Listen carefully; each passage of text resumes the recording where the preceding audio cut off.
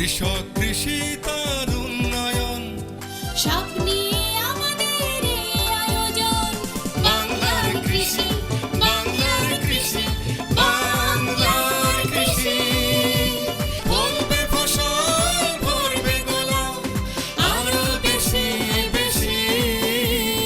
বাংলার কৃষি, বাংলার কৃষি, বাংলার কৃষি, বাংলার কৃষি, বাংলার কৃষি। সুপ্রিয় দর্শক, বাংলার কৃষি অনুষ্ঠান থেকে আপনাদের সবাইকে শুভেচ্ছা। কৃষি তথ্য, প্রযুক্তি, পরামর্শ এই সব নিয়ে আমাদের প্রতিদিনের কৃষি বিষয়ক অনুষ্ঠান বাংলার কৃষি। কৃষক ভাইরা আমাদের আজকের বাংলার কৃষি অনুষ্ঠানে দেখবেন এ সময় আপনার মাঠ ফসলের করণীয় সম্পর্কে একটি মাঠ প্রতিবেদন, সেই সাথে কৃষি বিষয়ক কিছু গুরুত্বপূর্ণ তথ্য এবং পরামর্শ, আর শেষাংশে থাকছে মৎস্য বিষয়ক প্রতিবেদন। শুরুতেই মাঠ প্রতিবেদন।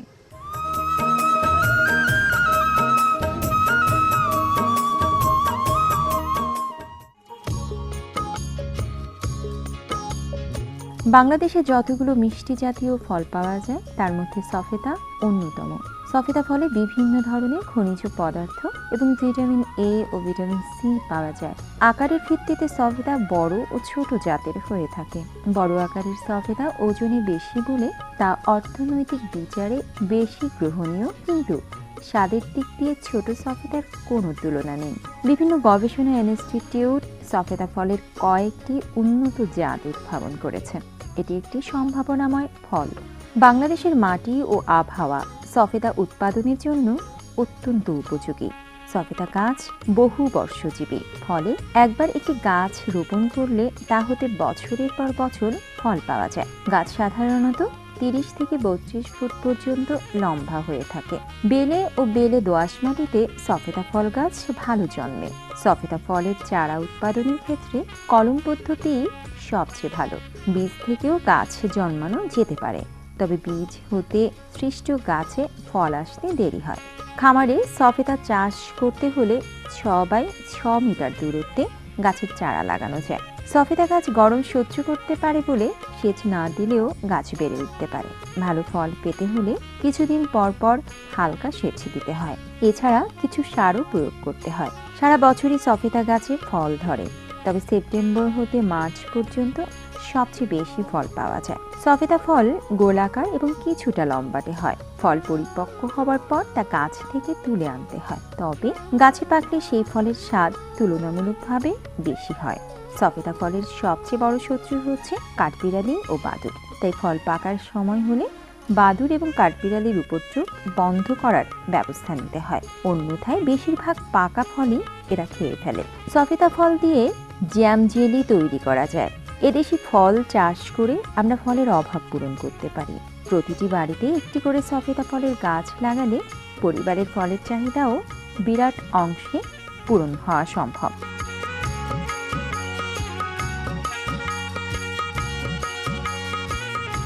এই জামতাজুল সেন্টারে আমরা প্রায় 55টা প্রজাতির দেশীয় ফল, যেগুলো উপকূলীয় অঞ্চলে খুব বেশি হয়, সেগুলো আমরা সংরক্ষণ করতে সক্ষম হয়েছি এবং আমাদের অ্যাকসেশন নাম্বার এ পর্যন্ত 728টি।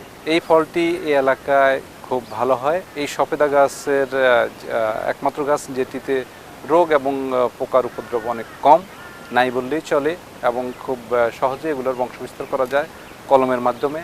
আমাদের যে গাছগুলো, আমাদের গবেষণার আরেকটা বিশেষ দিক হচ্ছে আমরা চাচ্ছি যে কোনো গাছকে কিভাবে শর্ট হাইটে নিয়ে আসা যায়। অর্থাৎ অনেকগুলো ফল গাছ আছে যেগুলো অনেক লম্বা হয়, সেগুলোতে মানুষ উঠতে চায় না এবং উঠার অভাবে গাছ থেকে ফল পাড়া হয় না, খাওয়া হয় না। কিন্তু যদি ম্যান হাইটের মধ্যে থাকে, অর্থাৎ একজন লোক যদি নিজের হাতে দাঁড়িয়ে ফল হারভেস্ট করতে পারে, তাহলে মানুষ অবশ্যই সেই গাছগুলোকে বেশি পছন্দ করবে। আমাদের এখানে যেই ফল গাছগুলো আছে, যেমন এগুলো, আমি যেই গাছটির পাশে দাঁড়িয়ে আছি, এটি ফল আমরা নিজে দাঁড়িয়ে থেকে সংগ্রহ করতে পারতেছি। আমি মনে করি এই এলাকার জন্য এই ফল গাছটি একটি ভালো আশাব্যঞ্জক, এবং এটি শুধুমাত্র সরাসরি ফল হিসেবে খাওয়ার জন্য নয়, আমরা এগুলো থেকে অনেক প্রোডাক্ট তৈরি করতে পারি, বিশেষ করে জ্যাম, জেলি। আমাদের হর্টিকালচার ডিপার্টমেন্টের আওতায় আমাদের একটা পোস্ট হারভেস্ট ল্যাবরেটরি আছে, আমাদের বায়োটেক ল্যাব আছে, আমরা এই সমস্ত যে দেশীয় ফলগুলো সেগুলোর থেকে আমরা চেষ্টা চালিয়ে যাচ্ছি কিভাবে এগুলোকে দীর্ঘদিন সংরক্ষণ করা যায় এবং এগুলোর থেকে কিভাবে জ্যাম, জেলি, পিকলস এগুলো কিভাবে তৈরি করা যায়। সফেদা গাছ যদি আপনি দেখেন অনেক বড় হয়, অনেক জায়গা দখল করে, কিন্তু এই গাছগুলো যেহেতু শর্ট হাইট এবং অল্প পরিসরে লাগানো যায়, এগুলো পট কালচার বা টপ কালচারের জন্য উপযোগী। ছাদের উপর যেই বাগান করা হয় সেই বাগানের জন্য এই গাছগুলো উত্তম।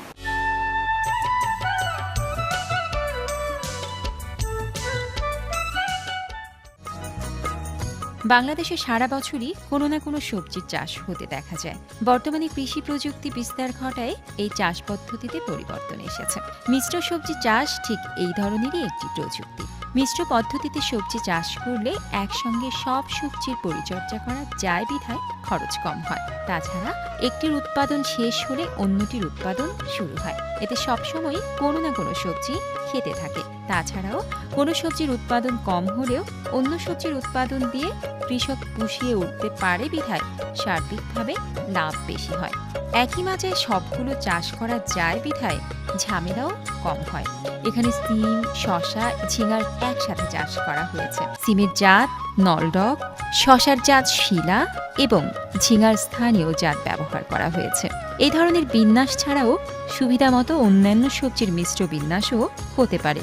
এই বিন্যাস ব্যবহার করলে ঝিঙা এবং শসার ফলন শেষ হওয়ার পর সিমের ফলন শুরু হয়। এই ধরনের সবজি চাষ করতে অন্য সবজির মতোই মাদা তৈরি করে মিশ্র পদ্ধতিতে সবজি চাষ করে অনেকেই লাভবান হচ্ছেন, একই জমি থেকে বেশি ফলন পাচ্ছেন। আমরা আশা করি এই প্রযুক্তি দেশের সর্বত্র ছড়িয়ে পড়বে এবং সার্বিকভাবে দেশ লাভবান হবে। বাংলার কৃষি, বাংলার কৃষি, বাংলার কৃষি। দেখছেন বাংলাদেশ টেলিভিশনের প্রতিদিনের কৃষি বিষয়ক অনুষ্ঠান বাংলার কৃষি। এ সময় আপনার মাঠ ফসলের করণীয় সম্পর্কে আপনাদের জানাতেই আমাদের এ বাংলার কৃষি। সঙ্গেই থাকুন এবারে মৎস্য বিষয়ক প্রতিবেদন।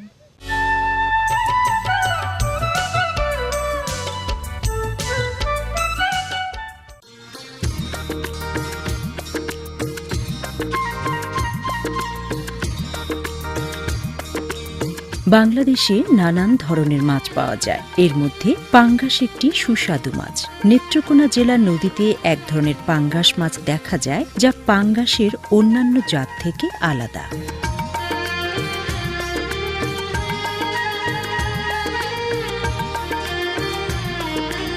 মৎস্য গবেষণা ইনস্টিটিউটের বিজ্ঞানীগণ এ মাছকে সম্ভাবনাময় হিসেবে চিহ্নিত করেছেন। মেকং নদী থেকে অনেক বড় আকারের সে পাঙ্গাস মাছ সংগ্রহ করেছেন। এই মাছের আকার অনেক বড় বিধায় এর নাম দেয়া হয়েছে জায়ান্ট পাঙ্গাস।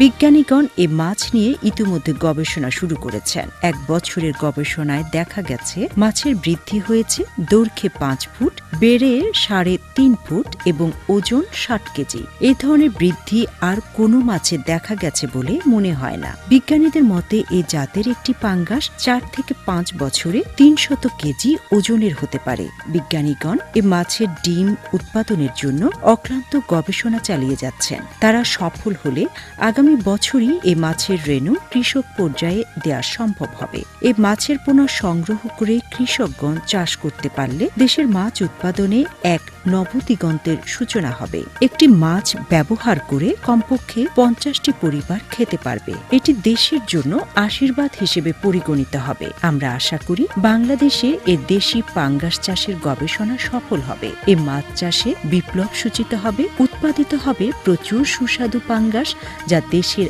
আমিষের ঘাটতি পূরণে এবং বৈদেশিক মুদ্রা অর্জনে অনবদ্য ভূমিকা রাখবে। এটা মেকং রিভারের জায়ান্ট পাঙ্গাস। এটার সায়েন্টিফিক নেম পাঙ্গাসিয়াডন জাইগাস। এটাকে জায়ান্ট পাঙ্গাস হিসেবে এই জন্যই এটা প্রসিদ্ধ। এটা প্রায় 300 কেজি বা এরও বেশি হয়, কারণ এই মাছটা রাক্ষসে না, এটা দাঁত নাই। কাজে এই মাছ অন্য মাছের সাথে, পাঙ্গাস গ্রুপে মাছগুলি অন্য মাছের সাথে সেফ। এটা যে রুই কাতলার সাথে এটা চাষ করা যায়, এই জন্য এটা দাঁত নাই, এটা রাক্ষসে না। এখন এই মাছটা বছরে 4 থেকে 5 কেজি হয়। যদি এই মাছের রিসার্চটা আমরা সাকসেস হতে পারি, তবে আমাদের দেশে অ্যাকোয়াকালচার ডেভেলপমেন্টে এটা একটা বিরাট অবদান রাখবে। আপনারা জানেন যে পাঙ্গাস মাছ, থাই পাঙ্গাস, এটাও মৎস্য গবেষণা ইনস্টিটিউট একসময় প্রথম পোনা উৎপাদন করে এদেশে ছড়িয়ে দিয়েছে। আজকে গরিবের খাদ্য হিসেবে সেই পাঙ্গাস ছড়িয়ে আছে সারা দেশে, মানুষ পুষ্টি খেতে পারছে, পাঙ্গাস আছে বলেই গরিব মানুষও খেতে পারছে। এখন এই জায়েন্ট পাঙ্গাসে যদি মৎস্য গবেষণা ইনস্টিটিউট সাকসেস হতে পারে, তবে এটা আমাদের দেশের জন্য অ্যাকোয়াকালচার ডেভেলপমেন্টে একটা বিরাট ভূমিকা রাখবে।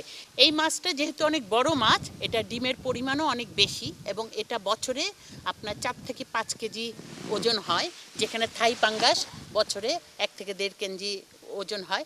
এখন এই মাছটা যদি মৎস্য গবেষণা ইনস্টিটিউট ব্রিডিংয়ে সাকসেস হতে পারে, এবং আমরা কালচার সিস্টেমে দেখেছি মাছটা এই আর্টিফিশিয়াল ফিড খেয়ে আপনার মাছটা বাড়ে, তবে আমরা যদি চাষি পর্যায়ে যখন এই টেকনোলজিটা দেওয়া হবে, চাষিরা পোনা উৎপাদন করে ভীষণ একটা চাষিরা লাভবান হবে এবং দেশে মাছ যে একটা কমার্শিয়ালি একটা লাভবান জিনিস, বাংলাদেশের জন্য প্রাণীজ আমিষ পূরণে একটা বিরাট অবদান রাখবে। বাংলার কৃষি, বাংলার কৃষি, বাংলার কৃষি।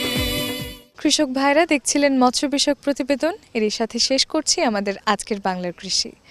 বাংলার কৃষি আগামীকাল একই সময় প্রচারিত হবে। এছাড়াও আমাদের অনুষ্ঠান সম্পর্কে আপনাদের মতামত আমাদের একান্ত প্রয়োজন। আমাদের লিখতে পারেন।